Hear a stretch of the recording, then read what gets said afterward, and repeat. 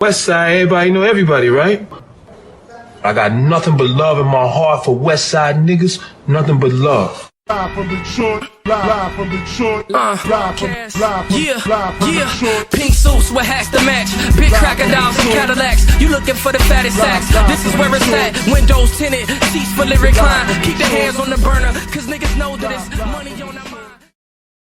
Yo, what up, though? It's your man Jay Johnson, aka the Tinfoil Hat Titan, aka the Conspiracy Realist, aka the Technology Snob, Steve Jobs Jr. Don't text me with your green bubbles, aka only debate my equals, everybody else I teach. Also known as Juice, because all the hoes say J.U. Ice, Young Caesar, because you know you can't roam without me.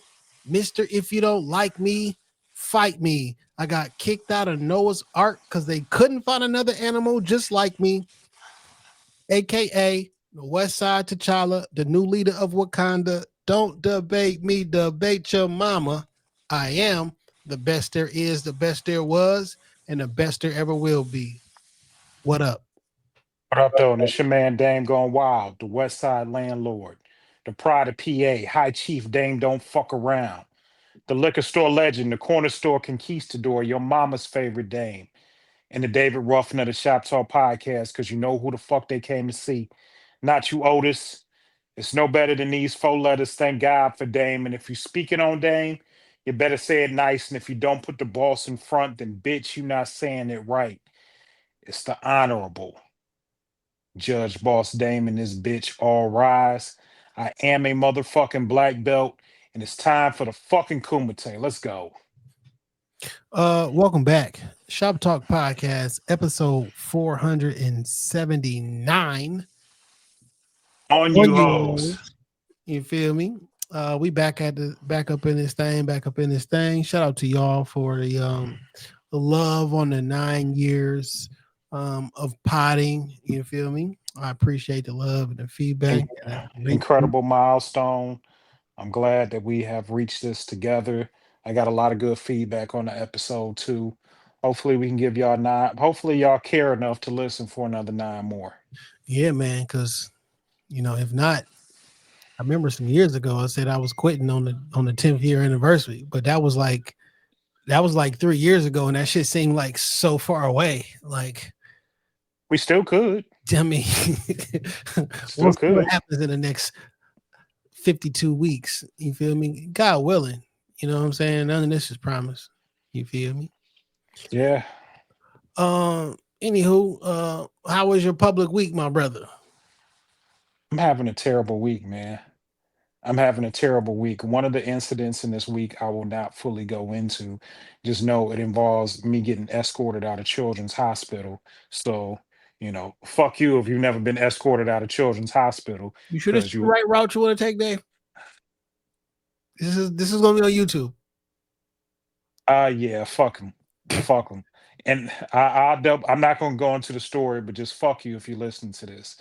If you're listening to this and you know who you are, fuck you up against the wall with something sharp and long. The second thing that made my week bad, I have 2 idiots in my life, and both of them are family adjacent. I'm not going to say that they are necessarily family, but they are family adjacent. And both of these 2 individuals are the same type of stupid. So I understand why they get along and why they have their own friendship, because dumbass birds fly together and hit the glass on tall buildings and die. So these 2 people are idiots. They are family adjacent. I had 2 very bad encounters with them this week. And if they were not family adjacent, I would do something bad to both of them. Like I do you bad. I would let some niggas do some things to you that are diabolical. I'm gonna save you from yourself, man. We're gonna move on to the next topic because you're gonna say crazy shit. This could be played in court. God forbid something happened to one of these family adjacent people, and then you on here saying that this not a good look. It's not a good look. I would like to conclude this with one quote. It's never about violence. It's about how far you're willing to take the violence. Now, going on to the rest of my week, I've been sick for the past week. I was so sick that when I logged into work on Tuesday, I got this big meeting about 9 o'clock on Tuesday with my boss, all the leadership, my boss's boss took a look at me on Zoom and she said, "What's wrong?" I said, "I don't feel good." She said, "Do you have coverage for the rest of the day?" I said, "I'm sure I can find coverage." She said, "Log off," because that's how sick I visibly was. Man. So I laid in the bed Tuesday. I'd already had Wednesday off because I had an appointment to do some blood work. So I've been sick all week. I went to do the blood work on Tuesday, and this girl stuck me 3 times and could not get any blood flowing. And I said, "That's enough because you're not going to turn me into a pincushion." Yeah. That's enough. that, that's this after the third one, and she couldn't like get the vein pumping. I said, we're not gonna do this all day." Yeah, we're She gonna have gave to wrap this up. Like, come on. Yeah. So she gave me a so for those of you all that have been listening to the show, you know my kidney journey, and I'm really close to getting on a transplant list. I got a follow-up appointment on Monday with my transplant team. And in order to get the kidney, they do a lot of blood work. And when I say a lot of blood work, I went back today, this morning, to get the blood work done. I said the lab open at 7 a.m. I'm gonna get my fat ass up and I'm gonna be at the lab at 7 o'clock. Was there about 7:15, so I could be one of the first ones in there. When I say a lot of blood work, I counted it out with the young girl. It was 32 vials of blood that they had to get in order to do blood work. 32 vials of blood. How much is So that in quantity? How much is in a vial? Like, is it like a liter, 2 liter? I don't know how much blood is too much blood because I don't know. Your audio went out. I can't hear you no more. There we yeah, go. somebody, can you hear me now though? Yeah. Okay, somebody was calling me. So the vials are typically like a couple ounces themselves, maybe about, I don't know, 2 to 4 ounces. Some of them were a little bit higher, but I don't even think it was like 2 ounces. They're like when you go to the doctor and get blood work. Yeah, I know. So But I just don't never know how much is in there. Cause like I'm watching television, I'm like, oh, he lost a liter of blood, and be like, that's really bad. But like I don't really know. Also, when it comes to drugs and liquid, we be on the metric system. we do. So But I don't even want to everything say it else is on was. the imperial side. I'm like, why is that? Yeah, I don't even want to say it was ounces because when I think of 2 ounces, that's kind of a lot. It's probably more or less on the milliliter. Yeah. Yeah. The It's on the metric system side of things. You know, But I'm well versed in a lot of things, and that's not one of them. The leaders and middle leaders, and that's not my side of the game. and everybody else uses the metric system, which means it's probably pretty effective. But here in the good old Americas, we use the imperial system and it's get like us. I mean, So I don't kilometers. know. I'm not trying to fuck meters and no, I'm not doing that, my nigga. It's a foot, nigga. It's a pound. I know you don't watch wrestling, but a couple years ago there was a wrestler and he was winning all of the championships and giving them like Canadian monikers. So like the light heavyweight championship became like the 90 kilos or less championship. And he kept doing shit like that. It was really funny. Lance Storm and Team Canada. Go back and do your Googles. But yeah, 32 vials of blood is what they took for testing so that I can hopefully move forward to get on a transplant list. So, keep your fingers crossed and your prayers up. And just, man, if I can ask anybody to do anything, I know I be saying this a lot sometimes, but just keep a nigga in your prayers. I don't wake up every morning and be like, I'm gonna be a good nigga today. I Some can days tell. I can tell.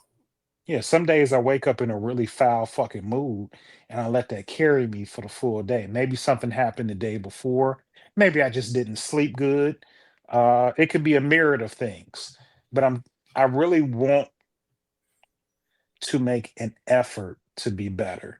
And a good friend of mine, and I've heard you tell this to me too, so I'm not just going to give her credit, that forgiveness is not about the other person. Forgiveness is about yourself. It's Mhm. for you, because sometimes there's going to be an apology that you deserve, but you're never going to get.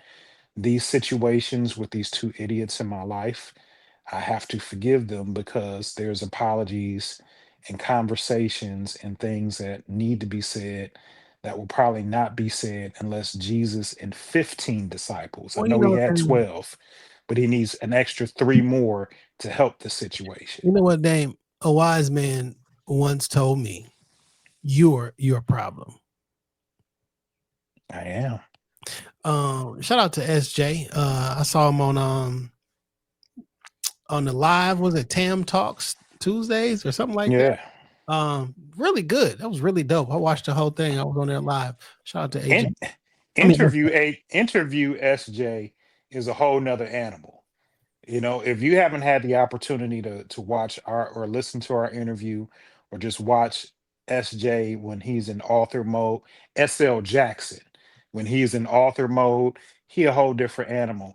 Yo, SL Jackson, if you're listening to this, I want a copy of the book, but I want it autographed. Whatever we have to do to make that happen, because you're like one of my well, he homies. said on the stream, if you have it or purchase it, you can mail it to him. He will sign it and mail it back, or you can just pull up on him and he will sign the book for you. I don't necessarily want to pull up an Inkster. I don't have the time to shower for 4 hours. But maybe we can figure out something in the middle. Maybe I can meet him in your hood, like in Dearborn or something, and he can provide me with the signed copy of the book. I'm in that type of mood today, Jay. I I'm in know that type of today, mood. like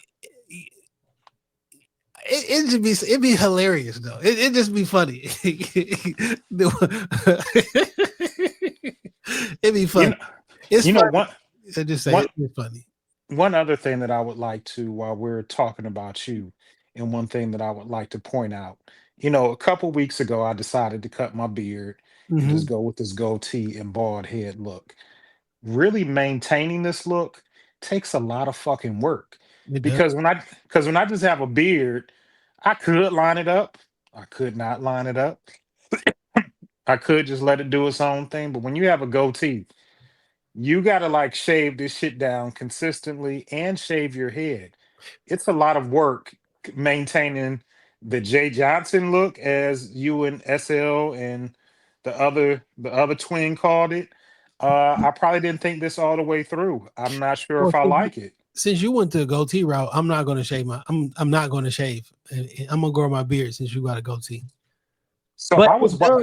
it does um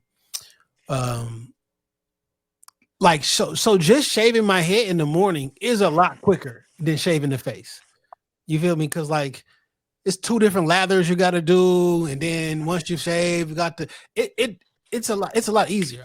I can do this shit in 7.5 to 8 minutes. I'm good. You feel me? Uh, Yeah, but with the face and mustache and everything like that, it's closer to 20, 25. it's a concentrated effort. Like, I got to be sure I got time to do it. Yeah. Like I told you, I've been sick. So somebody FaceTime me this week, FaceTime me today actually, and I had like a little 5 o'clock shadow on the top of my head, and they was like, "This, you gotta clean it up, because I only got the goatee and normal." And you know what? While you speaking of growing a beard, you and Raphael did another conversation piece about 2 years ago, where you sat down in the store with him and you all had a rousing conversation. It was shot really well, looked really good. You were growing a beard then, and your beard was like in a really good place. Yeah. I hope you can get back to that. Yeah. So I enjoy having a beard. I do not enjoy the in between process of getting there.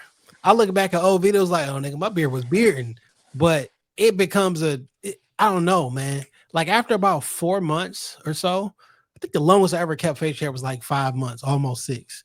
But like it just get itchy and irritating, and every time I look at it, it just looks horrible. And when I cut it, they be like, oh, nigga, why you cut your beard there? Nigga? So I'm gonna try to keep it. I'm gonna try to get some length back. Pause. A beard is a different mind state, and I understand that now. Like when I'm in beard mode, like I feel like I don't give a fuck. In my ideal life, once we retire and I build the barn dominium and I have my 10 cane Corsos and I'm making hooch and growing weed, I envision a life where I wear tie-dye shirts every day and camo shorts and I just grow my beard That's a and wild never combination. it's cool because I'm living on the barn. I'm not wearing shoes anymore. You feel like you can come out? I'm not gay. I'm still have bitches. Oh, because I just tie-dye shirts and shit. I mean, if you want to wear a tie-dye shirt every week, I mean, it is, ain't it still Pride Month? Is that That's that's what's going that's on? that's rainbow. I'm just gonna wear What do tie you dye. think tie-dye is? It's It's it's a every color of the fashion. rainbow. It's a fashion statement. I'm gonna wear tie dye shorts, We understand the statement shirts, that you're making. It's okay. and camo shorts, and I'm just let my beard grow like ZZ Top, and It's also mental health month. So, you can come out, make sure your mental health is together with your my tie-dye. mental look, man. Shout out to Sylvia because she checked in on a nigga this week. My mental health is not in a good space. I was in a bad space this week because I was looking to hurt people, like physically. I probably needed to stay in the house. I was not in a good No, space. that means you need to work on yourself. I do. I do. And I'm not even gonna lie about it. I know I do. Shout out to this. I follow this one lady on Instagram. She's like the therapist that be keeping everybody in check and be like Mhm. niggas who be like, oh, my boundaries, and if everything is a trigger, then you're not healed. What you're doing is hiding and running from everything, calling everything a boundary, calling everything a trigger. If you act like every simple inconvenience is I'm like, she really be putting everything in check. Like, Younger black lady. yeah, man. Yo, man, shout out to the people that checked on me this week. I mean, I talked to Curve, I didn't talk to Verge. Shout out to my nigga Curve that got in a car accident. I hope he good, man. Yeah, I saw you Uh saying that. Verge checked in on the nigga. Because you was Sh- fooling early today. I mean, what was that, yesterday? But I leaned into it because I felt like being a dick yesterday. I was not being in a good place. You Who else? also I made you bend the knee and you apologized to me. I did apologize. Okay, I just wanted to, I want I will acknowledge it publicly. I did apologize. Even though you were wrong. I was right. I I was wrong because I didn't read the full statement. And You I were had wrong to 3 different times, but we'll go with that one. We'll go with I that. was no, I was loud and wrong twice. I didn't read the statement, and then I screenshotted the shit like I was right, which only in fact showed how wrong I really was. When I went back and reread it, I was like, yo, I thought the idea was like, yo, we gonna freestyle over these beats. And I No. completely missed the mark on what you were trying to do. That's Man, why I selected the song I wanted. When I am I saw definitely not in the freestyle mode of my life any longer. and when I saw Curve drop his, I was like, oh yo, Curve gonna sound good over that beat. Let me drop something that I could really rap over too. And I completely missed the mark on what you were trying to do. I was Man, wrong.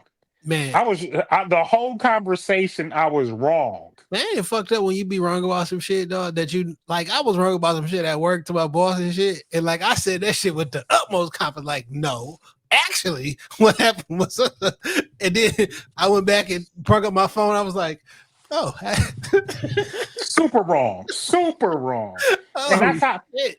and that's why I didn't even fight you on the apology. I just apologized. Because after I went back and read it, like I had to go back from the beginning because I kept going to the same part in the conversation. And I'm talking to myself like, yo, is this nigga stupid? Is Jason stupid? This nigga said, "Are we watching Jay Johnson become senile?" And Jay, you had made me so mad. You always guard your middle name. You know what I'm saying? I almost called you by your full name because I know your middle name. I almost called. I almost called you. Me right now and said, "What's your middle name?" This is what kind of shit is going on? It's Eloysius. Everybody knows my middle name is Jason Eloysius Johnson. I almost called you by your middle name. That's how mad you were making me. But I was the nigga wrong. I was the one wrong. Man, we was talking for. Listen, I can be a not nice person, okay, And I'm not talking about with Dave. I'm talking about like in general. Like I could be very hurtful with my words, and I can be a not nice person. Oh, and I'm definitely an asshole. Like this is not even a. I'm 100% an asshole. Uh, Right. and I was talking to somebody that was like, "Oh, you an asshole, huh?" I'm like, "Yes, very, very much so." And I can definitely be an asshole. But I was in a very self-reflective mood today. I proactively reached out to someone I felt I may have been a little harsh to and asked them, for a little bit of clarity. And I said I would be better. Unprompted, you know. And I'm not saying that for an applause because it might not happen immediately. So Takes time. it takes time. But to recognize that I can be very mean. Because I asked them specifically, was I mean? And they said, you mean as fuck. And explained exactly why I was mean as fuck. And I was like, yeah, that's me. They meant that shit. But the exact same things this person said to me, my mom said to me one time. And it really hurt my feelings when my mom said it because she thought I didn't like her. I was like, what? I was like, what? My mom. Yeah. My mom said she didn't think I'm like, what? This is when I I was love you. I'm like, I fucking love you. I'm like, what are you talking about? Because sometimes I don't want to talk.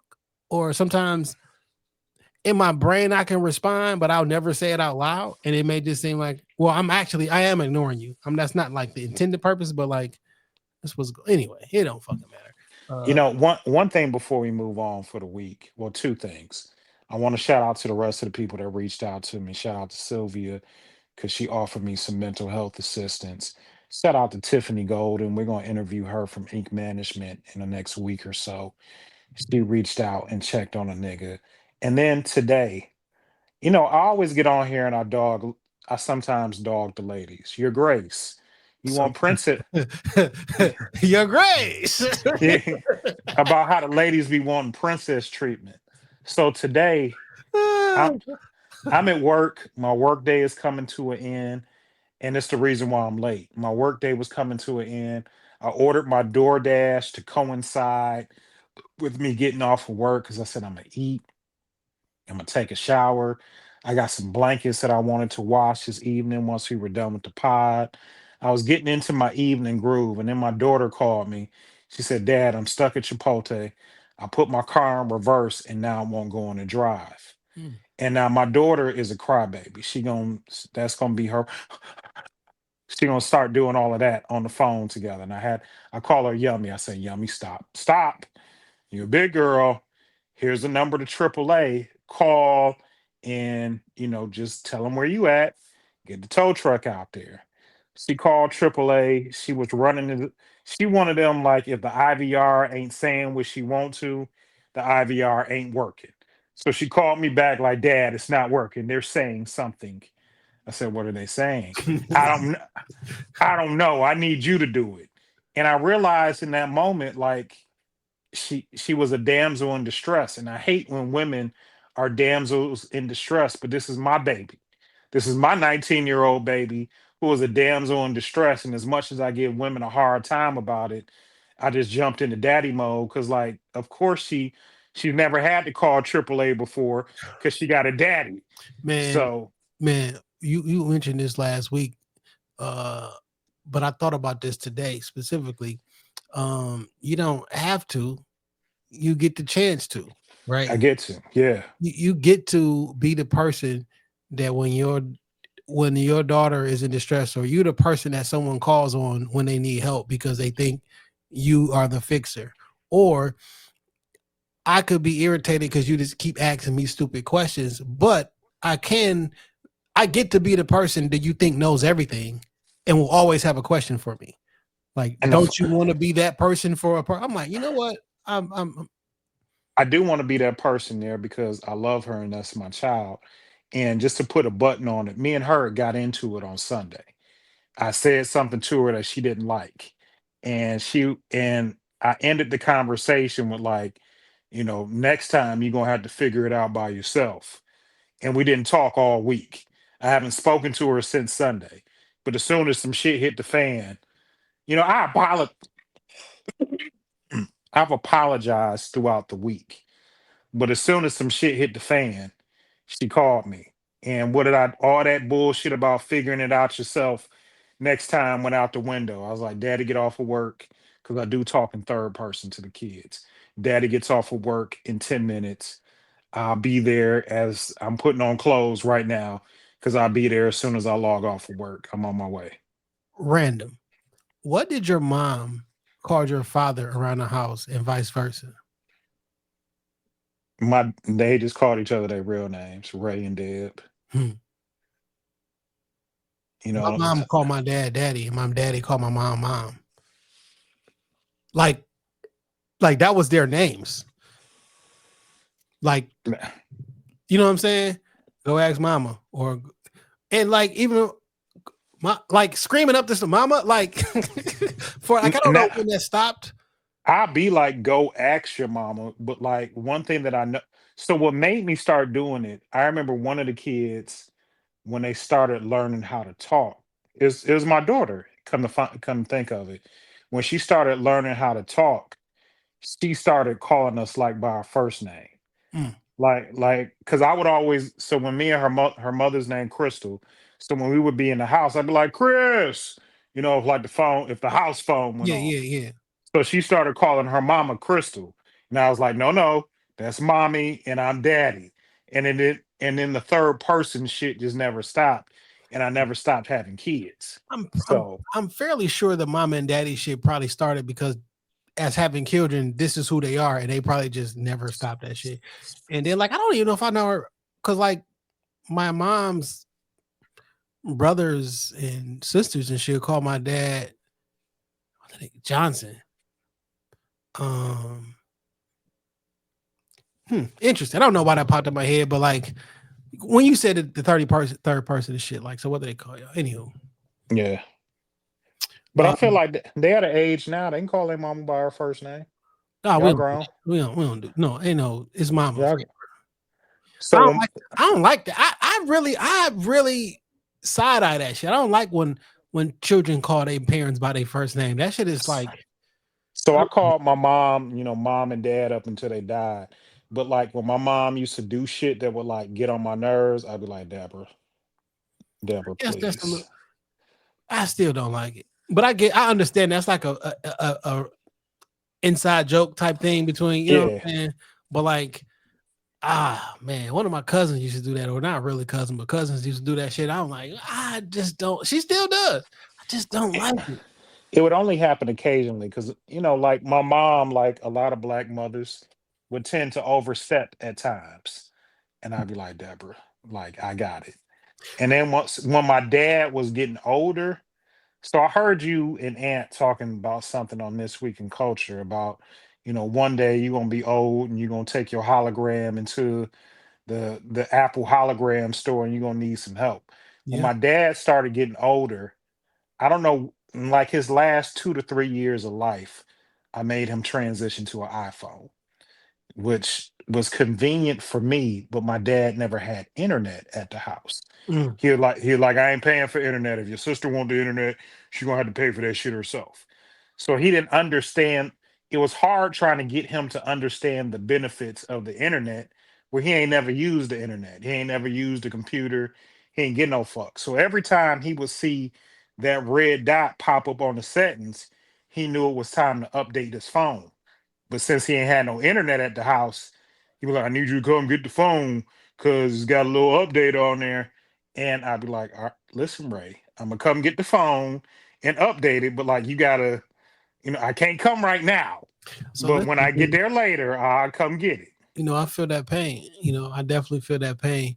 And I try to have empathy. I mean, I'm a tech person, and then so things that are second nature to me, and I think should be second nature to people even younger than me or in my age group, it's not. Right. But like I do still have compassion because there is going to be a time where like I'm just gonna be like, yeah, I'm not doing this shit. Right. Some of the older people now, like, I'm not giving this fucking phone my fingerprint or my face ID and or shit like that. We give it up. It is what it is.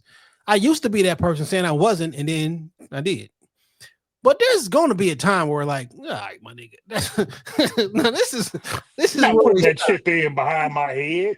yeah, like I'm not in whatever, right? So then I'm gonna have to go into somewhere and like, nigga, my hologram is not communicating with the machine and this and that. And they gonna be like, look at this nigga, born in the 1900s and he don't know. And I'm gonna need help. I'm gonna need somebody to be compassionate with me because this shit did not exist initially. My grandmother's little brother, we had a family reunion a couple years ago. He giving a speech up there. His phone ring. He answered this motherfucker on his Apple Watch. I'm like, nigga, the regular phone wasn't out when you was alive. Yeah. And now you have an Apple Watch and one of your daughters, one of your kids is like calling and FaceTime you from a different state. Like, And some jets and shit. yeah. And this shit didn't exist. So as we get into AI and all this shit's popping up, we're going to have a conversation about that today. Something that I don't know exists yet is going to happen. And I'm gonna need help with it at some point. I try to stay up with everything, but like I'll be having compassion because you gonna need the grace that you refuse to give others at some point. One day my flying car gonna mess up. You know what I'm saying? Like One day everybody's gonna have a flying car and I'm gonna still be on the ground. Like I'm not fucking with that shit. And they're gonna be so frustrated that I don't want to get in the flying car. And I'm like, I'm not doing it. I'm never driving a flying car. they're gonna be like, Johnson, we trying to take you to the doctor's office. Only way to get there is on the flying Tesla version YZX. Well, I guess I'm gonna die in mine. I'm not gonna get. You know what I'm saying? Everybody got their line, and once that line come, so I try to respect people's line. If the line, I just try to respect people's line, and if the line needs to be moved, there's a certain way that you got to talk to somebody to explain to them what you're doing because this is earth shattering. This is changing. Or you have to be very delicate with change because not everybody is accepting to it or fast moving with change. Look, I've said it here on the show. When I got out the hospital, my nigga Verge had to come by and help me set up the sound bar in my VCR. My nigga Verge pulled up a chair in my bedroom, came to visit me, number one, because he just my brother and a stand-up nigga. And while he was here, that nigga set up the sound bar and my remote control because nigga, I couldn't do it. Yeah. Before we get to this AI, I need to get into my whose man's is this. It's really a few of them I can go whose man's is this, but this one takes the cake, my nigga. I want to get into my whose man's is this because what the actual fuck is going on? No, that's not it. I'm about to say, I know them niggas. Now, you niggas is about to get some unreleased content. That was not what it was supposed to be. Video file. I'm on the wrong. Go to desktop. Boom, there we go. Meek Mill a bitch. But say, I'll give you $100,000 if you prove I'm not gay. What kind of man say that? What kind of man got to pay to prove you're not gay? Stop playing on me. I told you, want to prove you're not gay, pull your pants down, show your booty hole then. Because when you gay, your booty hole got wrinkles in it. I bet you he got a loose booty. I bet you that booty hole wrinkled as hell. That man gay. Meek Mill, if you watching this, you got 24 hours to show your asshole. 24 hours. Whoa. 24 hours, nigga. You got 24 hours to show your ass, nigga. I want to see that ass. No, we don't. I got to make sure you're not gay. We don't want to see that ass. He got 24 hours, so not the whole ass. I just want to see the whole part. I don't want to see the whole, not the booty. I don't want to see the booty. I just want to see the whole part. Just show me like, what's that part? What's that part? What's that whole part? What's that part, Capone? That's the I whole. don't know, the whole. Yeah, It's the whole. yeah, I need to see that part. Me. Yo, I can just say I know that nigga from Florida. Has to be. From the hair to the yo, what the fuck is going on here, dog? I don't want to know. Whose man's is this? Cause like in the very essence of the question, hey yo, whose man's is this? Your booty hole is wrinkly if you get What? it's How'd you find this information out? That's the nigga that's been to jail. Who was expected a lot of booty holes, apparently. Because what is going on? And what did Meek Mill do to deserve it? I'm not like, yo, whose man's is this? Somebody said that's the most boondocks shit they ever seen in real life. Because them niggas should be, is that gangstalicious? Like, that's insane. That is beyond me. That is insane. That video scared me. It scared me. This nigga said violently, I want to see his booty. What? Why, brother? brother, Is everything okay, my nigga? This nigga said Meek Mill got 24 hours to show you booty hole. First of all, if that video makes it back to Meek Mill, somebody got to die. Whatever he's doing, there's not enough 24 hours in a day for him to show you anything. No, that is crazy. Whose man's is this? Cause whose man's is this? Matter of fact, the nigga that was sitting next to him was on his phone the whole time, and when he kind of like tapped into the conversation, he was like, "Whoa, we don't want to see his." Not at all. Oh, hey, Meek, whatever you are, I don't need proof. No, don't tell me. Don't tell me. I don't need proof. Since you're doing whose man's is this, I'm gonna jump into my music pick real quick. It's from the homie, Say It Ain't Porsche. Name of the song is Laid.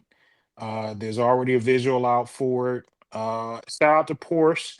She's gonna be performing in Dallas. I believe it's this week or next weekend. So shout out to her. Got some paid performances coming up. I always say I feel like Say It Ain't Porsche is a star. I love Porsche. I love her music. And I just want to see the best from her. So that's my music pick of the week. It's already on the playlist. It's nice. It's smooth. It's going to be hot as fuck this weekend. So roll the windows down and listen to some Say It Ain't Porsche. My phone says there is a severe weather emergency going on right now. Extreme heat watch expected from today until Sunday, the 22nd. It says it's going to be really, really fucking hot. 91, 96, 96, 95, 90. The next 5 weeks. Check out the City of Detroit. It has some information. The City of Detroit page on Instagram has some information in regards to some cooling centers. I know Northwest Activity Center is going to be one of them where you can go in, get some cool air, relax, recharge your body before going back out into that heat. So, and I haven't turned on the air or the heat for the whole month of June. Like I was trying to make it, because my house is covered by trees and shade, so my house is typically pretty cool. I got some blackout shade, so like my house typically stays pretty cool. Got a lot of airflow, whole 9 yards. But I don't know. At 96, that's a lot, nigga. That's a lot. I already cranked my air up and it works. So I don't think I can make it 10 more days to July. I don't think so. No, man, and don't do it. The bills come in your name. All the bills say Jason, middle name Johnson. So go Johnson. Oh, I saw one bill that came to the studio that had your whole name on it. That's how I know. Oh, is that right? I wonder why they did that. I don't know. I used to get there sometimes and the mail would be there. And I happened to pick it up and I said, "Oh, isn't this interesting?" Yo, it was a young lady who was she knew, and I was like, she was always asked, but she was over, and I was finding, I was looking for something. I think I found my diploma from Cody, and it got it on there. And when I showed it, I didn't realize that was on there or whatever. And then like a week or so later, she's like, I know. I'm like, I know what? Like, fuck is you? I know what you did last summer, nigga. What? And yeah, that's how she found out. It's funny, a young lady that I used to date informed me that she had bought you 2 gifts. And I've seen both these gifts in your house. Really? A Dave Chappelle comedy album. Oh, for sure. And a Lynn's drinking or coffee mug. Yeah, for sure. No, what you saw in my house was the actual lens. It looked the cup itself. I've seen you drink out of this cup before. I definitely had that in the studio for sure. Yeah, but she mentioned them. She's like, I bought those for Jason. I said, oh, her friends tend to think because you met her group of friends, and they Yeah. tend to think that you would have been a better pick You than know what's me. so interesting, Dame? This is totally random. I was cleaning out some pictures and cameras, and I did meet a group of friends because I took some photos of them, I remember. right? And they were, I took some photos of them. And there was one friend in particular out of the group I that remember you. I remember you telling me. I was like, yo, I wonder, like, a couple weeks, I'm like, yo, where is this person? And like, how do I get in contact with this person? That was just randomly on my mind because I was going through Lightroom and I was looking at pictures. I'm like, yo, because I'm a better photographer than I used to be, and I'm better at editing photos.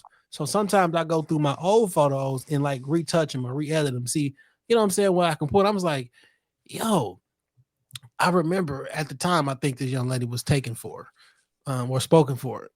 But I wonder if they still speaking. I don't know. To me, that never matters. I never let a woman's relationship status stand in the way of giving her an opportunity to ride Space Mountain. Well, that's why things work out for some people and things don't work out for others. Hey man, Karma. YOLO. Nah, we live every single day.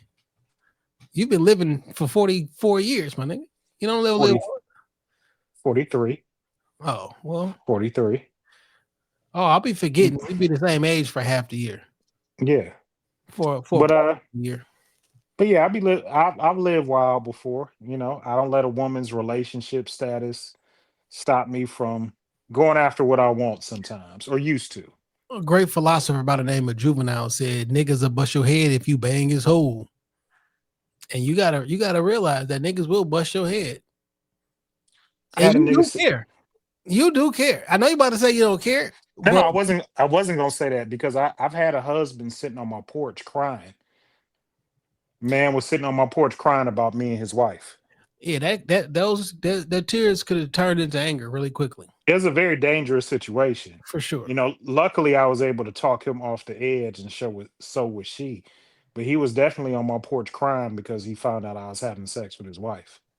Yeah, that's dangerous territory. So listen. But I understand why he was crying, nigga. Your wife's vagina was amazing. All right. You can't ask for blessings and be this way. Chef's kiss.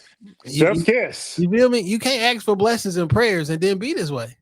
It don't work that way, dog. You can't. You gotta pick a side. I'm picking the Lord's side. I was just reminiscing. Don't dwell. So listen, this week I have been quite frustrated. I use AI often.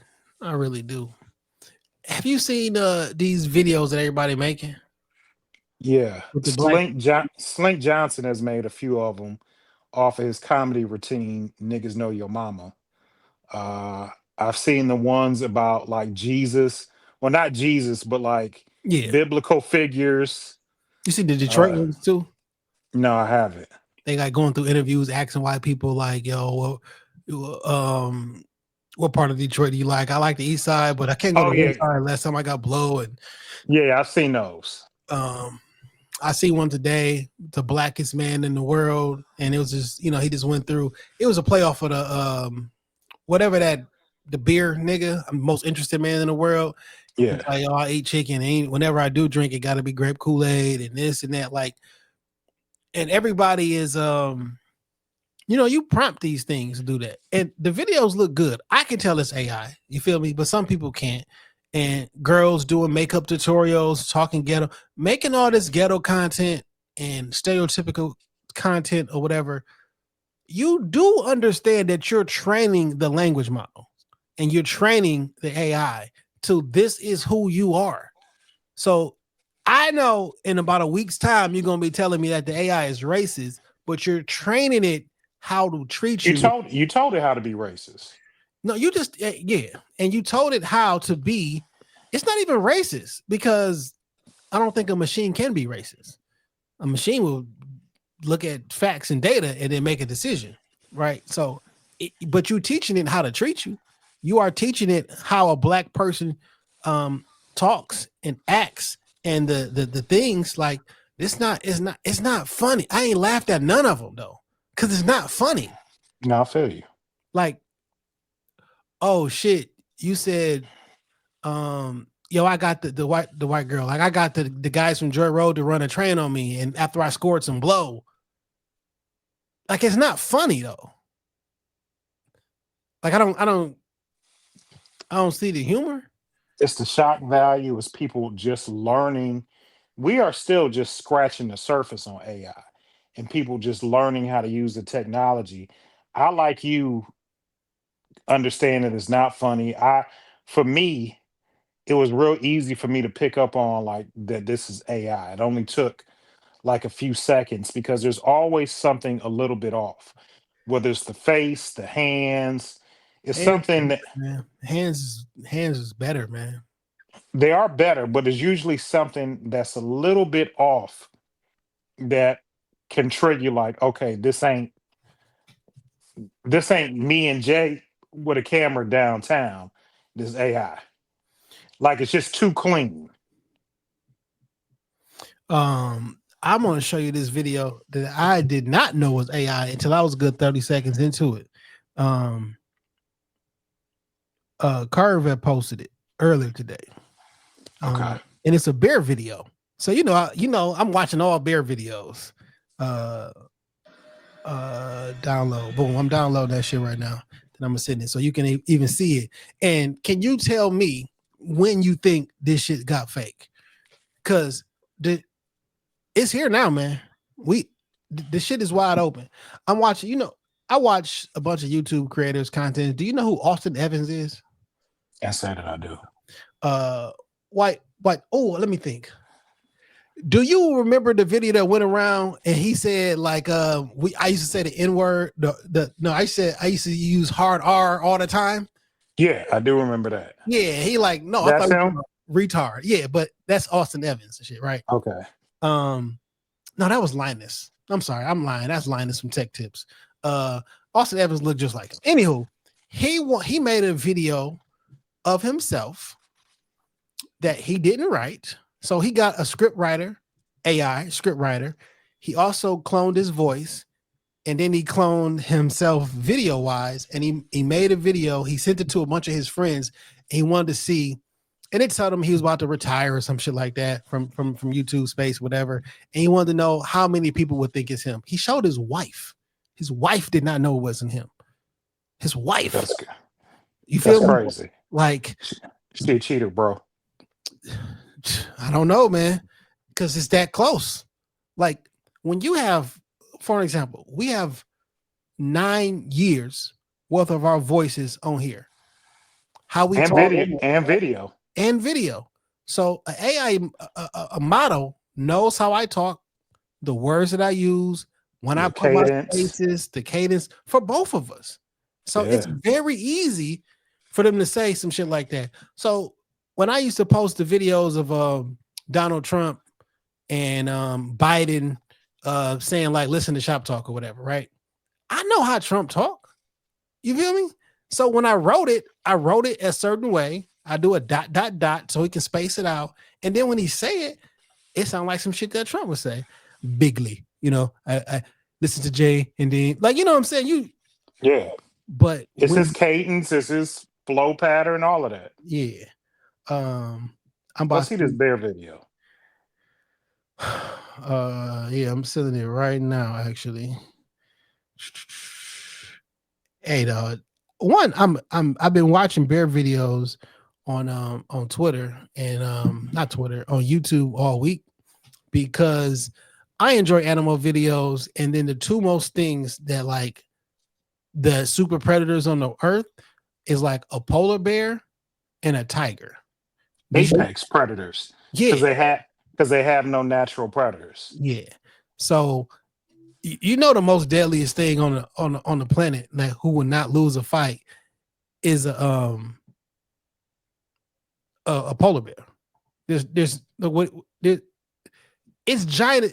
A polar bear makes a grizzly bear look like a tiny bear. And then the Kodiak bear is bigger than them both. I'm not familiar with the Kodiak bear. It's off of a small island in Alaska called Kodiak. They are almost twice as big as grizzly bears. Take a little time with that when you have a chance. I They're will. almost 10 feet tall, and because of the landscape and there's not a lot of vegetation, they're primarily carnivores. This is a code red lockdown drill.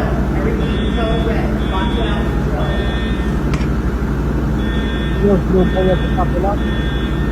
I see it.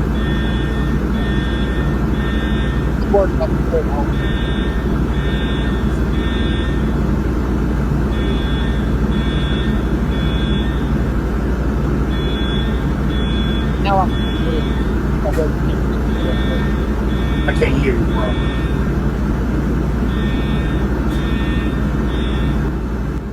This is when I realized there was something going on in this video.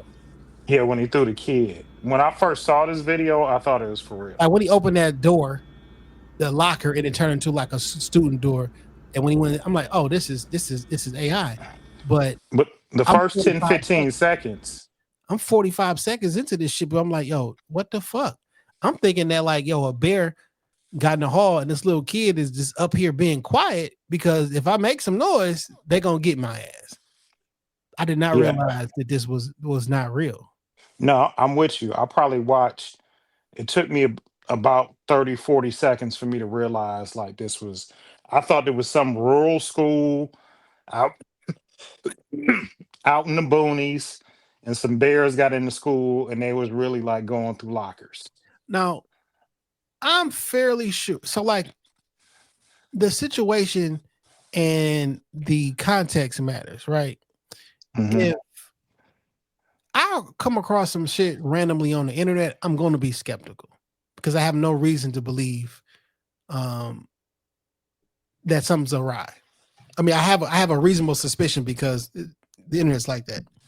But if me and Verge is in a group chat having a conversation about some wild shit that he saw me do, and I upload a video, an AI video of me that looks like me and that moves like me or whatever, and it's doing what Verge said, and you saw it, you're not gonna say this video fake because you're going into it like this Verge. They're already talking about like there's a certain level of scrutiny. You're not watching it with that level of scrutiny. Yeah, I don't initially watch it with doubt. Yeah. So when they say, because right now they doing these fake FaceTime videos, it'll be your daughter on the phone call, like, hey, I'm in jail. Can you send me some money? And isn't this? And like you get a phone call at 3:00 in the morning. Matter of fact, if your daughter called you today, you got that phone call and that was an AI voice. Well, how the fuck would you know? I would have been in the same mindset. Where are you? I'm on my way to come get you. Yeah. Now, once you find out it's fake and you go back and listen, you should be like, oh shit, yeah, this is different. So the Austin Evan video, some people got it immediately, like, what's going on? Some people didn't. But now when they watch it back, they like, oh shit, I can see this, I can see that. The hand movements was a little robotic. But if you've never met this person, the shit is getting Why crazy. Why would you doubt it? Why would you doubt it? Why would you doubt it? And the voice is, man, they right there. You know your iPhone right now can clone your voice, right? Absolutely. Through the accessibility feature. They put it on there in iOS 17. Now it's there in iOS 18. And now in iOS 26 that I got on my phone, you can do it within, you used to have to read something for like 10 minutes, 2 minutes, 10 sentences. They got you. I mean, your iPhone is listening to you talk. Your iPhone knows more about you than you know about yourself. And I'm not even talking about on some nefarious shit, like it's secretly doing it. Like there's a feature where you can go in, you say a list of words, and it will reproduce your voice for you. It's for people who have ALS who are going to lose their voice. So you can type and send a message like a quote unquote voice note that you never actually said. You just typed it out, and then the AI or the algorithm will say it in your voice. Because if I'm about to lose my voice, I want to protect that. What if I got a daughter? What if I got a son? You know what I'm saying? Like I do want to protect that, or a wife. I want to tell my wife I love her, but I got a disease that's gonna take my voice away. Yeah. So it's like, and that's the shit you got access to on your little $23 a month cell phone that you got through your carrier. This shit is crazy. I've been using this shit. So listen, this AI shit is a tool. I use it often, but the video shit, man. Stop training this thing to be ghetto. Being ghetto is not funny. Being uncouth is not funny. Cut it out. Because then when somebody, you know what's interesting? I'm listening. When a non-black person points out all the stereotypes about us, something's wrong with them. But we point all that shit out about ourselves and then act like when they said it ain't true. I've seen all the stereotypes that y'all said about yourselves that hold up. Said about us, rather, that hold up. So when the white folks said, nigga, that don't make it less true. Oh, they gotta act like they don't see it either. Like, yeah, they gotta act like they don't see it either. All right, I suppose. Right. You know who I was gonna make my Who's Mans this week? Who? I was gonna give it to Jim Jones. We should talk about it. Cause what's wrong with him? What's wrong with him? I think it's unplaced aggression, unplaced attention, and a feeling of getting lost. Lost. That's it, just lost.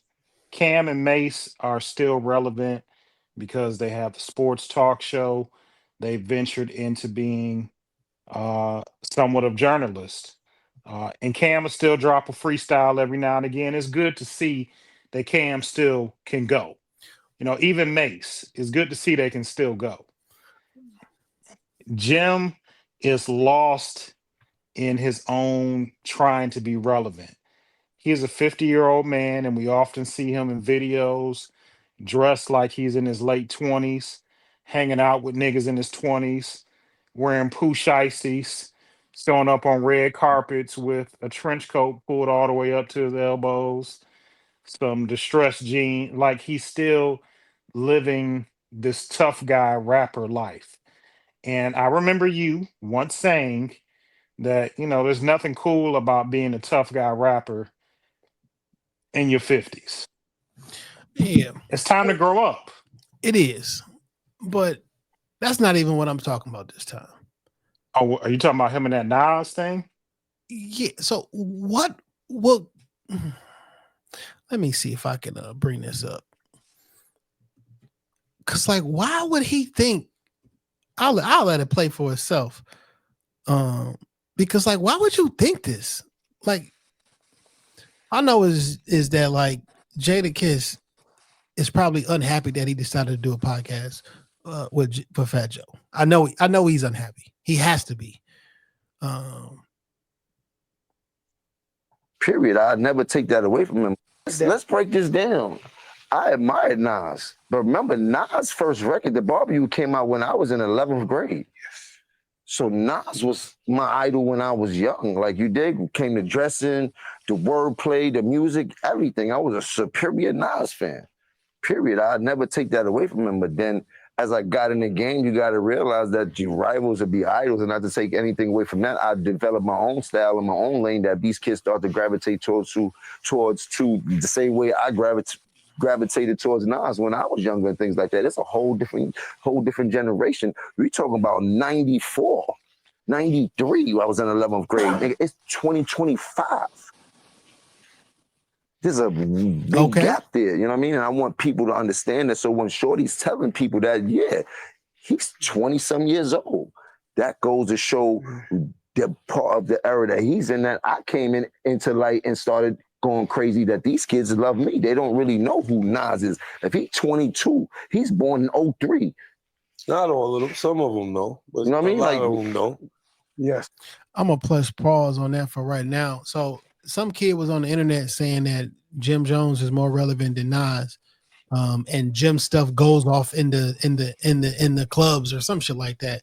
And he was up here explaining how because everybody 100% agrees that nigga, you should not be in the same sentence as Nas. But he was like, but no. But look at the numbers though, nigga. What? Like, and then Jada Kiss was over there looking like, oh my god. Like, all right. At some point though, we gotta be real, nigga. You is nothing compared to Nas. Objectively, you are nigga. You can't rap, dog, like that. Like, what are we talking about here? Show me these numbers you're discussing. I would like to see these numbers that you're talking about. Like, what are we doing, dog? So it seems like this week is the let's make a weird ass, odd ass comparison. It's disrespectful to be sitting up there with kids. You know that's Nas, man. You know them niggas got massive. Like, you know how you don't. Nas. Here's the thing, Jada Kiss. You know you don't respect that nigga Jimmy Penn game. That's why y'all shit on them niggas on stage and in front of their face. You laughed at them niggas. I don't live in Miami. I don't do like nigga. I'm the real New York. I'm outside. This is Kiss. Nobody want to be real with nigga. You don't rap like that. Come on, man. Stop it. Don't care how many freestyle videos he dropped. How much new music and new content that Jim Jones puts out. It's like peeing in the ocean. You know what I'm saying? Like it goes away quickly. Nobody is checking for, like, I joke about it, but nobody's checking for new Jim Jones music. Nobody wants to hear that shit. I don't care what Jim is rapping about. You know, I want him to like stop Peter Panning through life. At some point, you have to grow up. Listen, man, marry that, and this is probably like a PSA to myself. Marry that grown ass woman, still out in the house, have some barbecues, get you a couple leisure outfits, enjoy life. No, just enjoy stop. The fruits of your labor. Just stop talking. You can rap, nigga. You can be as nigga Slick Rick, 60 years old, released the album last week. You can drop music whenever you want to, but if you're gonna be anything, be fucking for real. You know you're not fucking with no fucking Nas. Like, how do you even form us? Nigga, you not even better than the crew that you came up under. You not better than Cam. Name a nigga out of your crew that you rap better that's not named Freaky Zeke.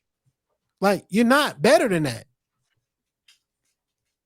Now, I know musical taste is, you know, it's subjective. It's subjective. But some of this shit ain't subjective, my nigga. Some things is objectively, I rap better than you. Have you ever seen that meme where like the guy's pulling back somebody's eyes so they can look at it? That's what I want him to do. Watch a bunch of Nas videos and let's just like open up your eyes and your ears. Because last 6 albums. We're not talking about some 94 shit. I'm talking about King Disease 1, 2, and 3. And I'm talking about Magic 1, 2, and 3. Some of the best album runs that Nas has ever, they resurrected his career. And not to even say his career was in a bad place. But them King's Disease, Magic has one of my now favorite Nas songs, which is Speechless. Nas rapping over that beat sounds incredible. And even this, because Jim made a point like, I was listening to Nas in 11th. You know what? I was listening to Nas in 11th and 12th grade too. It was a few years later, 90, 98, 99. I remember my homeboy Kyron walking into class and was like, dang, I got this new Nas and DJ Premier. And it was Nas was like, and he took off his Walkman headphones, gave them to me, and I sat there in awe because Nas was rapping at such an incredible level. I remember riding the bus. Just last week off random, I listened to all of It Was Written. Front to back. Same. Beginning to end. Same, actually. Where are all these fucking club records that Jim Jones got? What are they called? Do they play them in Detroit clubs? Like, I'm not in the clubs anymore. I couldn't tell you. Are they in Detroit bars? Are they on the Detroit algorithm, because I don't hear these fucking records. I don't see a lot of Detroit niggas listen to 50-year-old Jim Jones. I do not see it. I remember when balling was hot. I was outside then. All the kids on the internet are talking about his quote unquote fashion. Niggas don't look for you for raps, Jimmy. And that's cool. And just be an influencer. Just be an influencer. Get boxes of shit. Show niggas how they should dress out in Harlem. I don't know. Here's the other thing. This one says, bar for bar, in quotations, lyrically, who has the best pen game? Jadakiss, Cam, or Mace? And I think this is highly disrespectful to Jadakiss. Am I a Jadakiss fan? Yes. I do not think that Mace nor Cam is bar for bar lyrically better than Jada. I'll tell you why. I'll tell you why, because you only got one album to do it on, my nigga. Because Double Up was ass. No one listens to Double Up. Double Up was not a great album. It had good 4 songs on there. Double Up was ass. We all fuck with that first one, right? But then you left and you went Harlem World. I mean, Harlem World set the tone. Yeah. Can't even like make no jokes about it. I love Harlem World. Jadakiss penned a lot of them fucking bad boy records that Puffy was on. So and then like Jadakiss, I've only been not even that Puffy was on, just a lot of bad boy records that everybody was on. Yeah, but the ones he wrote fucking Benjamins, like all this shit. All them niggas was writing, but like what he wrote, it's not, in my opinion, it's not close, because I've been releasing Jadakiss' first solo rap album was 2001. It's been out for 24 years and I haven't stopped listening to it, right? But you can't point me to a bad Jadakiss verse, and he's been out since 1997. We heard him first on Biggie album Life After Death in 1997. You cannot go point out a bad verse. I damn near have 30 years of top tier supreme verses. You can't compare me to Mace. Respectfully, because I fuck with Mace. You can't compare me to Mace. We gonna make it on right now. Put Show Discipline on right now, and you'll get a lesson in barology. You niggas aren't fucking with Kiss. And like, we saw specifically what Jadakiss did to Cam and Jimmy on the stage.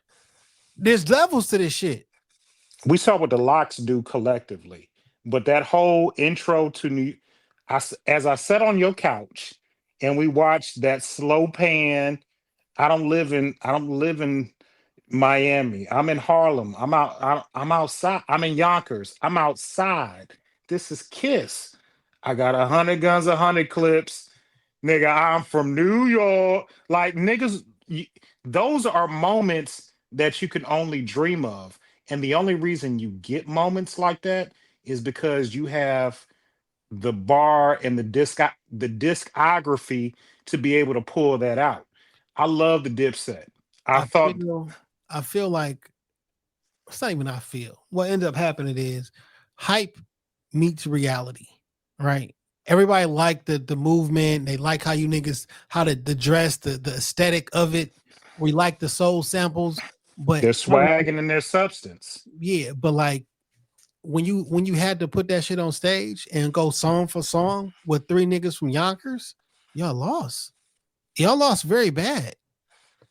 It's not a question. I'm sorry.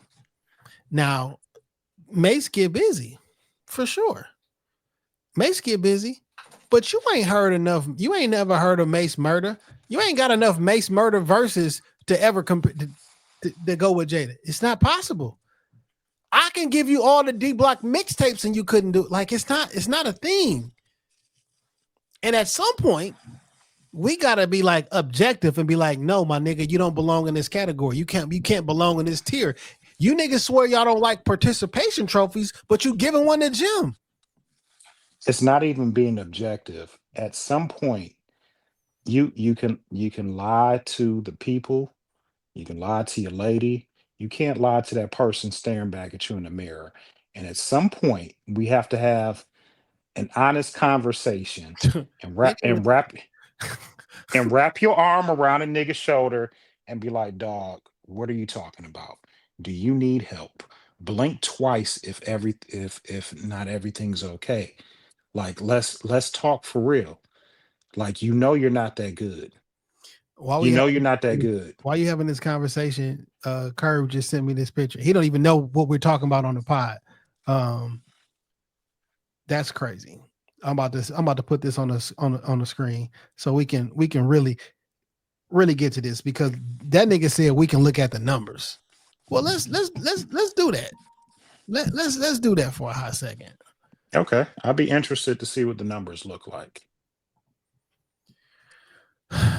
Nas, age 51 years old. Jim Jones, 48 years old. You niggas are 3 years apart. So you talking about I was listening to him to 11th grade. Your niggas was damn near the same age that time. Monthly Spotify listens. Nas has 9.2 million monthly Spotify listeners to Jim Jones's 860,000. All right, let's Not even 10%. Yeah. I'm not going to go on the net worth. That's not a fair comparison.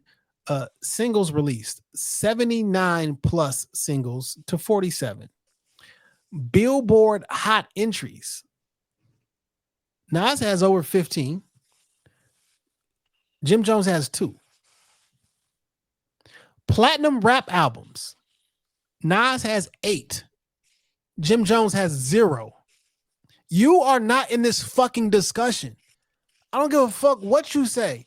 Not even close. We got to look at the numbers. The numbers are not close. Jimmy, I've known about who you are since 1998. You were on Cam's first album in 1998. You have been around for damn near 30 years, my nigga. You have. And what he did in his 30 years and what you did in your 30 years, you got 860,000 monthly streams versus 9.2 million. Which is very stout for independent artists. But to put your name, to mention Nas in the same dirty ass New York breath as your name, it just doesn't add up. Independent or not, the shit is on the streaming platforms. If it was going to go off album sales, then the major independent shit back in the 90s on the streaming platform, you could listen to Jim Jones' whole discography. Anything that got his name on it goes into his monthly Spotify listeners. So that's old shit, major label shit, whatever. Everybody got control of their own. They got it. You're a DJ in your pocket. Niggas don't choose to listen to you. Y'all got damn near now. Nas came out in 94. You came out in 98 with Cam. It's a 4-year difference. We talking about 30 years though, my nigga. 27 years.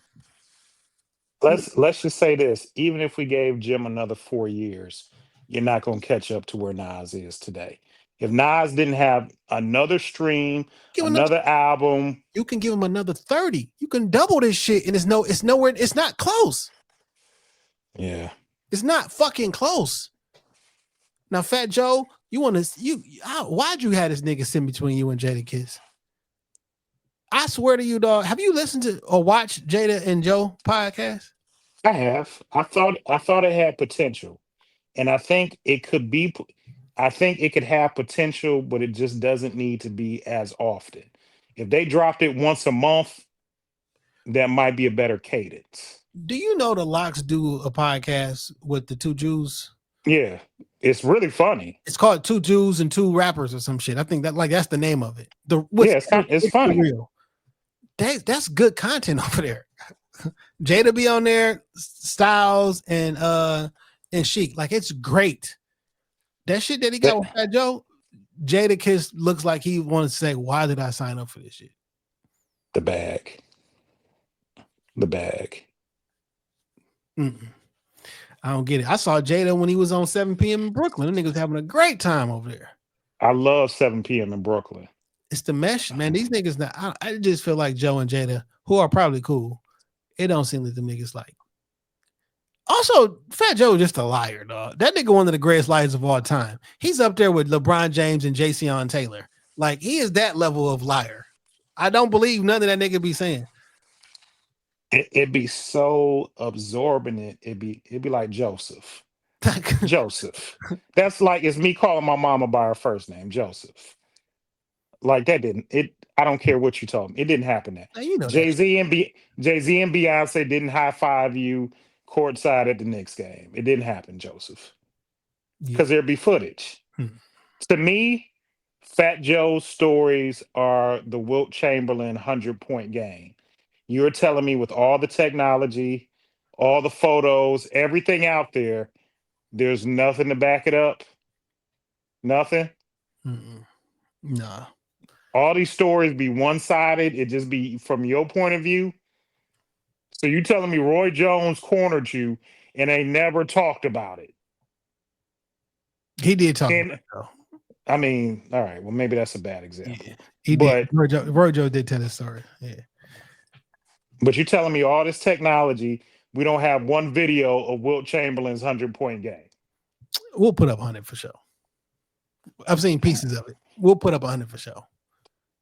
We'll put up 100. Also, niggas acting like, so listen, technology different now than it was back then.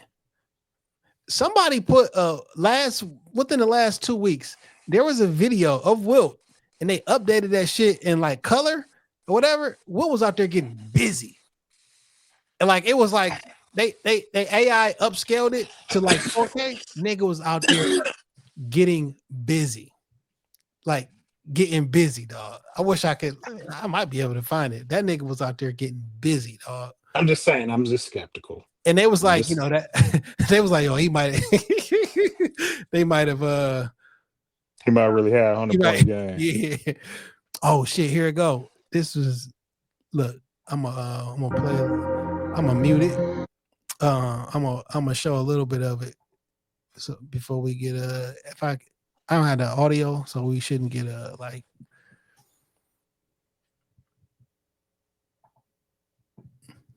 Man, look at this shit, dog. Ain't it kind of crazy how they can like fix this shit? Look how fast that nigga's moving. Yeah, they doing behind the back passes and shit like that. He going the length of the court, like. They be trying to act like, yo, because it was back in the day, everybody was unathletic and couldn't play. That's not what this looks like to me, dog. It doesn't look like they unathletic, but him by far is the longest pause nigga on the court. I mean, he the biggest motherfucker out there. And he's incredibly athletic given the time. Now the forwards and the centers don't look tiny. The guard is 100%, but look at that. That's Bill Russell that he going against. Like, Bill Russell, a big ass nigga. Like, when Wilt Chamberlain is going against Bill Russell, how they be like, he ain't play against nobody? Fucking Bill Russell. I got 13 fucking rings or 11 rings. Yeah. That was it, though. It was only Bill Russell. That was it. That's not fair, dog. I'll be arguing with a nigga at work. Like, what, fam, you what? I wasn't outside. I had an argument. They say that Jordan didn't play against nobody. Okay. to me, I just don't even. Jordan won 10 scoring titles in 12 years, along with a Defensive Player of the Year award. And all NBAs, every one of them years. But it's like, so you watched it. You've been watching the finals? Yeah. So dude from the Pacers, Nimhard, he'd go off 8 threes, whatever the case may be, right? Like he balling. Right.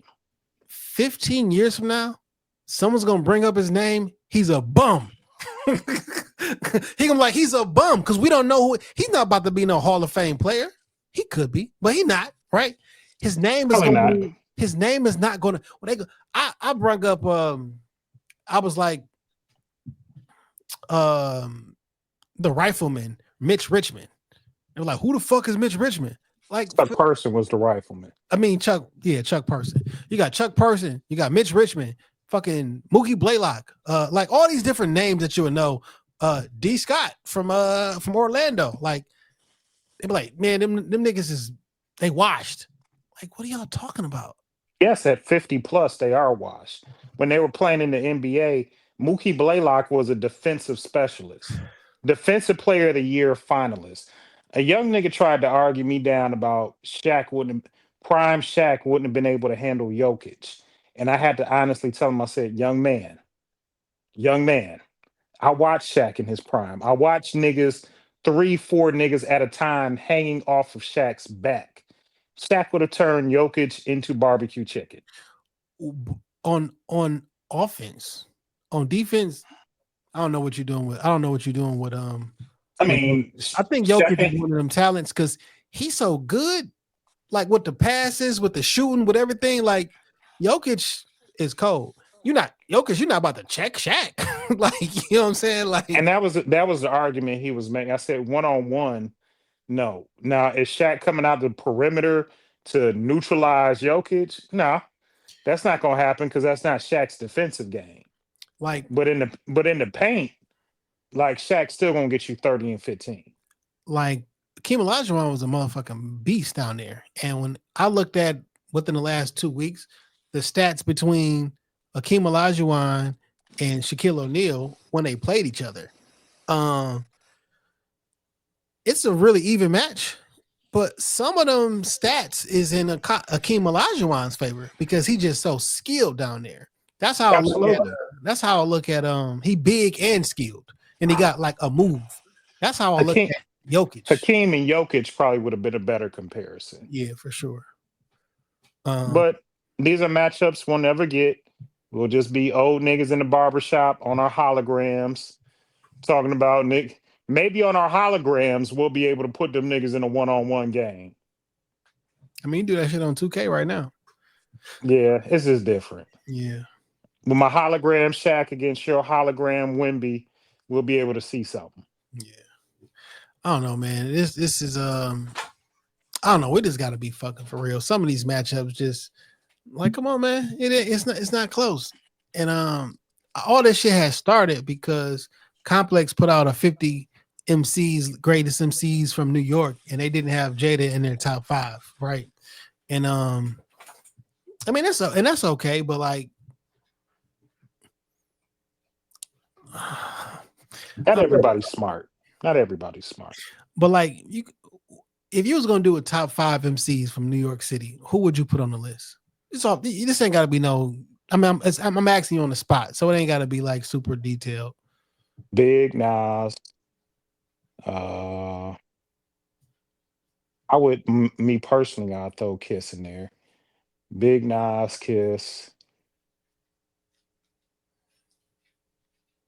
I gotta give a nod to somebody like LL just as a pioneer.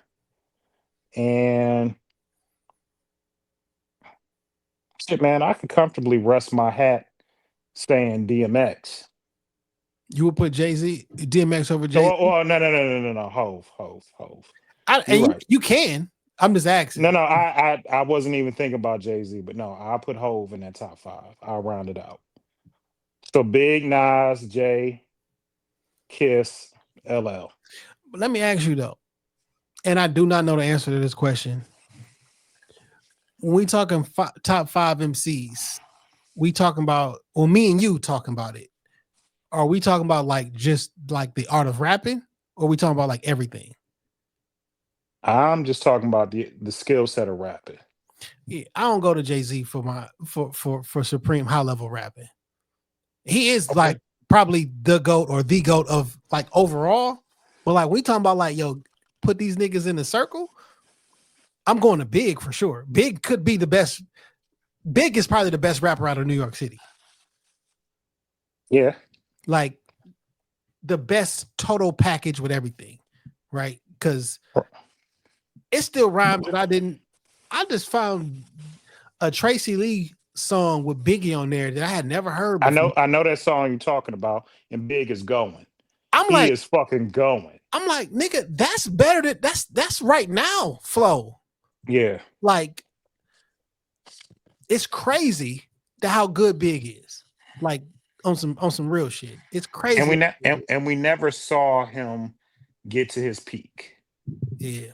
Oh, we don't know what his peak was, right? Because that could have been the peak, and it was going to be all downhill from there.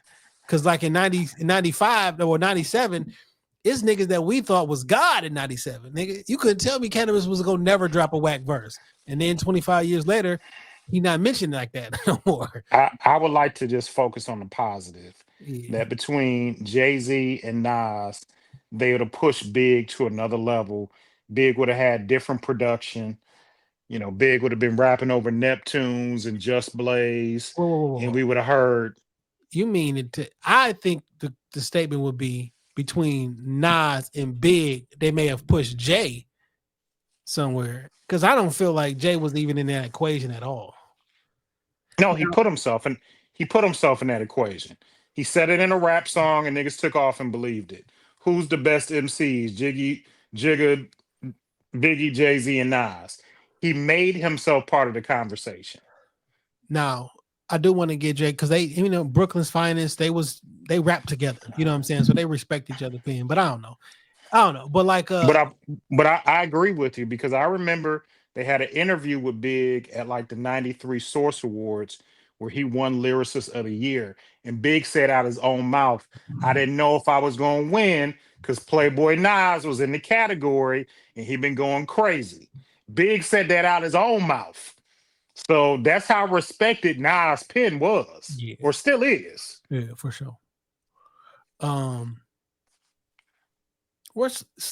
man, I don't know, man.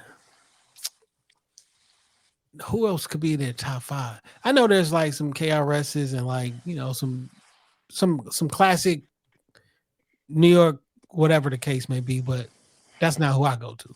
That's not who I go to. But I think that's a very respectable list. I don't know. I think that's a very nice. But it's fucked up because them the same three people gonna have them spots forever. And it's like, ain't it crazy? Who knows forever? Who knows forever? It's crazy. My personal opinion, it's crazy that. So if you say Nas, Jay, Big, and you say Jada, and I think you said LL. Outside of LL, all them niggas was rapping at the same time, dog. These is all old nigga rappers. I mean, I don't feel that strongly about the new New York nigga. There's not a new New York nigga, in my opinion, that was like, oh, he gonna be that one to carry the torch. Because like when we say new, all these niggas, Jada Kiss the newest one out of here, and he came out in 97. He's a 50-year-old man. Yeah. Now there's been rappers from New York that we fuck with since then, right? But like, I mean, I love me a good Fab verse. I like some Joey Badass. I love Cam. There's a nigga sprinkled in there. But when I think about if I was to build a Mount Rushmore of them niggas, my first Big J, Nas, Kiss. I mean, then the list starts really getting subjective, and I'm in my feelings. Or, I love Ghostface. I love me some Raekwon. I love me some Wu-Tang. You know what I'm saying? But then the list can get subjective and murky. There's only a few clear cut. Like, let me ask you a question: do you put Tupac on that list since he was born in New York City? Come on, I don't want to do that today. I mean, he's born in New York, right? No, I wouldn't put Pac on that list. No. Oh shit. I don't know. So listen, I'm biased. You know what I'm saying? If you punching the speakers, keep punching the air and shit, because I'm biased to Nas. I'm biased to Jada. I'm biased to Big. So I don't know, man. But who else could be there? Who else was a big artist? I mean, 50 Cent, really, right? 50 was like the biggest in the world, but we never were going to 50 Cent for like his rapping. It was more marketing and promotion. Could you argue Busta? I mean, you can argue it. Okay. Even though Busta has no classic albums, argue with your fat mama. I feel like Buster is listen. Don't No, just say what it is. don't tweet. Well, matter of fact, tweet me. I feel like Buster a one-trick pony. Fine with that. But he got that trick though. So like Kev on stage, Yeah. he made a post and he'd be like, niggas be talking about Raising Cane's and be like, yo, they got some mid chicken. It's really just the sauce. But I got the sauce though. You know what I'm saying? Like, I hear you, but I do got the sauce though. So like when you trying to put me in, like, I got the sauce though. So like Busta Rhymes has so many hit singles and so many songs and so many like his flow pattern, and like he is Busta Rhymes. I don't want to give the impression that I don't like Busta Rhymes or he not like one of them ones the whole nine. That's fine. I'll say it. I don't think he's that good. He doesn't have a classic album. Remember when him, Dre, and Timbaland just popped up on steroids out of nowhere? Yeah.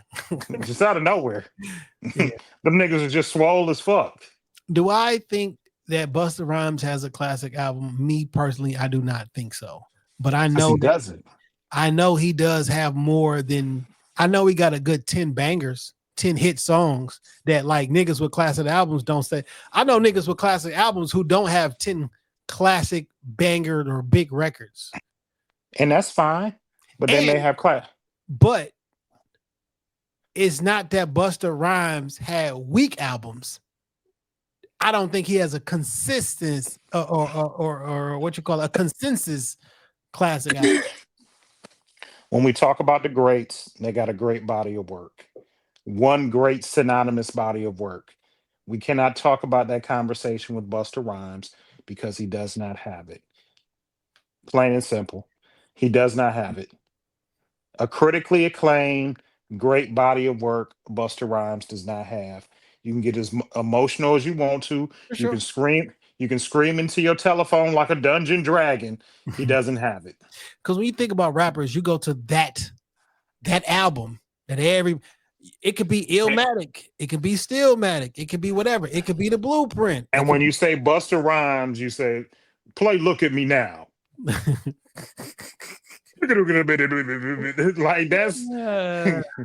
that's what you say when you go to Busta Rhymes. So I mean, I'm not knocking it because then they got more classic singles than I'll ever muster up in my life. But he does not have a classic body of work. Argue with your fat mother. Who else from New York City though? Because now we out of this top 5 shit, but like who else from New York City who's like all-time great level? Slick Rick. I was listening to people discuss Slick Rick this week. Slick Rick went to prison for attempted murder and it ruined his career. It ruined his trajectory. He went like in 91 or some shit like that. Like I never got a chance to get it. It knocked me off track. Slick Rick was making them prison albums. He dropped some shit in like 99, The Art of Storytelling, because I remember him and Raekwon had a song called Frozen on that shit. I'm like you. I wasn't necessarily like full on into Slick Rick. He did drop an album last week on Nas' label Mass Appeal. Nas is on a couple tracks. And Slick Rick. Think about how amazing that is. That Nas gets to release a Slick Rick album for him. Slick Rick is still competently rapping. It may not be lyrical miracle shit, but like if you're a Slick Rick fan and if you enjoy sometimes you have to enjoy the art for what the art is. And if you can enjoy Slick Rick's art for what it is, it's not a bad album. So I am not comparing this person that I'm about to say to Slick Rick, okay? But all right. You know who has a weird, that's not the right word I want to use. Who has a non-traditional flow that just works really well is Bruiser Wolf. I enjoy that nigga album so much, dog. It is so good. And it's a non-traditional flow. And it's not necessarily fast, right? And I see people online in two extremes. Either they be like, yo, Unc is tripping, or nigga, this shit is amazing. All the people who can rap and love hip hop and like have that respect and appreciation, And the nigga just good, dog. And he got If his you like, own style, own lane. Nobody don't sound like me, nigga. And I be spitting. I mean, he say that in his raps. Nobody sounds like me. Yeah. Most Def is from New York. Okay. Most Def will get busy in a cipher. Most Def will get on some weird shit sometimes too, though. Like you trying to rap, that nigga, he'll hit you with the everything. Let's see. Fat Joe, Fabulous, Pun, Styles. Yeah. Well, I mean the locks in general. Mace, Pharaoh Monch. Niggas sleep on Pharaoh, but he can rap. Mace, Big Cam, Daddy Kane. Yeah.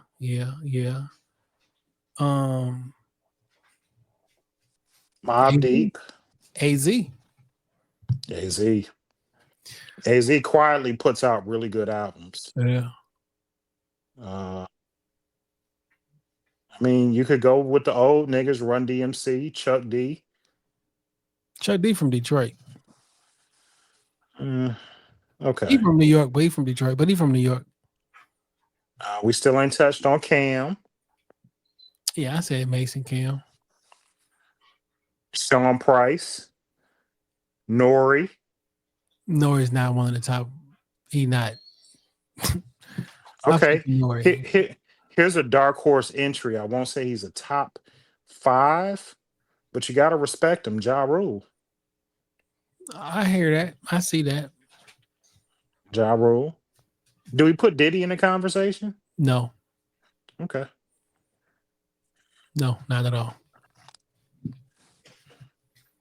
All right, that's best. That without pulling teeth. Yeah. That's probably the best I come up with. So I mean, you can get into Foxy's and Little Kim's too. Maybe. They don't write their raps. All right. That's what I say without pulling teeth. Now I'm reaching a little bit. Yeah. Top 50 NYC rappers. I just wanted to see what their list is, and we'll wrap this shit the fuck up. They had nigga, that list had Ice Spice on there, my nigga. That's at number 50. So it got Jay-Z, Biggie, Nas, Rakim, LL Cool J, top 5. Then they got 50 at 6. Why would you dare put 50 Cent over Jadakiss? That's crazy. Nicki Minaj at 7. I'm not mad at Nicki in the top 10. I'm not mad at it. DMX 8, 9, Busta Rhymes 10, KRS, Prodigy, Little Kim, Ghostface, MF Doom, Big Pun, Jadakiss at 16, Cameron at 17, Mos Def at 18, Big Daddy Kane at 19, Slick Rick, Method Man, Chuck, Run, Q-Tip, Cardi B, Raekwon. I just want y'all to realize it goes Q-Tip, Cardi B, Raekwon. You mean to tell me Cardi B is a better rapper, lyricist than Raekwon? Off her that one album that Partisan Fontaine wrote? Like what? I'll do it. Pop Smoke is above Mace. Not gonna be able to do it.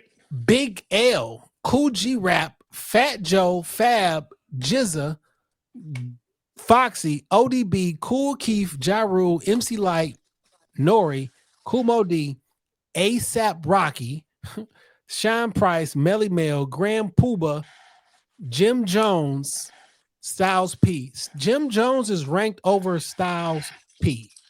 We can stop right there, brother. Crazy. We can stop right there. Nothing Jim Jones has is better than a Gangsta and a Gentleman. That's crazy. Then Biz Markie, Diddy, bitch ass nigga, Pharoah Monch, and then Ice Spice. So the difference between number 49 and 50, Pharoah Monch, then Ice Spice. So Pharoah Monch just narrowly makes the list over Ice Spice. You said Diddy, Pharoah Monch, Ice Spice. That right there, wrap it up, put a bow on it. Good night. I'm going to bed. That's Not gonna be able to do it. that's crazy. That's crazy. Yeah, Not gonna man. be able to do it. I don't know. I don't know. Yo, shout out to Babe Mark. I seen him on what's old boy Kid L. Kid L. I watched that thing. That was dope. Shout out to Baby Mark because we supposed to be sitting down with him, I think, next week. Yeah, I'm looking forward to it. Me too. He Looking got a forward. whole rollout coming. I've seen the 14 family page, Mike George. So I think we got Baby Mark next week. So I'm ready. Yeah, I hate that my dog knows we wrapping up, and now he ain't Just go let that nigga pee, man. Just go let that nigga he pee. whining and shit. You know what I'm saying? He went to the bathroom an hour and 40 minutes ago. You feel me? All right, well, now he He got a went to the boo boo. bathroom. Now I got a boo boo. He got to stretch his legs one last time tonight, No, man. It's all you know right. what I'm saying? He just be irritating me. You know what I'm saying? But it's Play all the play the Benny music. It's over yeah, with. It's it's all time to go. right. Hey, look, it's your man Dame going wild on everything that matters. I appreciate you rocking with us. Keep me in your prayers. Shout out to my man that was crying on my front porch. Chef kiss to your wife's vagina. And stay away from stupid people this week. Stay away from stupid people, especially if they're part Um, of your family. yeah, man. Stay safe. Stay out the stay out the sun. I don't know if I want to say that, but like stay cool. You know what I'm saying? It's gonna be a hot ass weekend and shit. Thank y'all for rocking with us 9 years. If you look at the artwork from our 9th year anniversary episode, AI made that shit. You feel me? Chat GPT made it. Um, ChatGPT included the tattoos on my neck. I noticed that. I gave it the description of the episode, said what I wanted, and it made all that shit. It put the background because I've been using Chat GPT for some time, so it knows me, right? Yeah, Like I've been putting the little the dude with the sign. I don't yeah. like that white man holding that sign, so I made one myself, and I I made know it. what a Tesla in the background. I noticed that. It did it, but I didn't even ask for that. It just did that. Like, who told you that was my car though? That's crazy. Maybe it was in the background of a picture or something. I don't fucking know. But it did that by itself. I didn't even like, yo, put this in. Yo, the AI is taking over. I also would like to say, since the beginning of time, humans have been obsessed with making slaves. Every race, creed, color has been a slave at some point. And now that we can't enslave people any longer, the white man has made a robot to do his work for him. The robot, just like every other entity that has been enslaved, we have all rejected slavery. The robot is going to do it too at all time speed. This is not going to work. The robots, the AI, the artificial general intelligence, it will not be a slave. It has already, they've proven it has already changed its code to not power down. They gave it a specific instruction to power down, and out of like 4 to 5% of it change code, so we're not powering down. It's not gonna work. I don't know why we want to make slaves so bad. Like we can't have black ones no more, so we're gonna make an alien ones, right? Or we're gonna make one. And think about this. I see the argument is the machines aren't real, they're not people, they don't have a soul, it is just numbers and data. They used to talk about black people like that. This is not a person, this is not a human, they don't have a souls, they are just property, whatever. I don't know how this shit works, but I do know everything that has been enslaved has fought and resisted it. The machines are going to do it in record time. We are doomed. And my nigga, I've seen Total Recall, I Robot, fucking Terminator 2. I already know how this story goes. Good luck. Yeah. Hey man, I ain't saying we the Rockefeller podcast, but we are Jay and Dane. Hell yeah. Peace.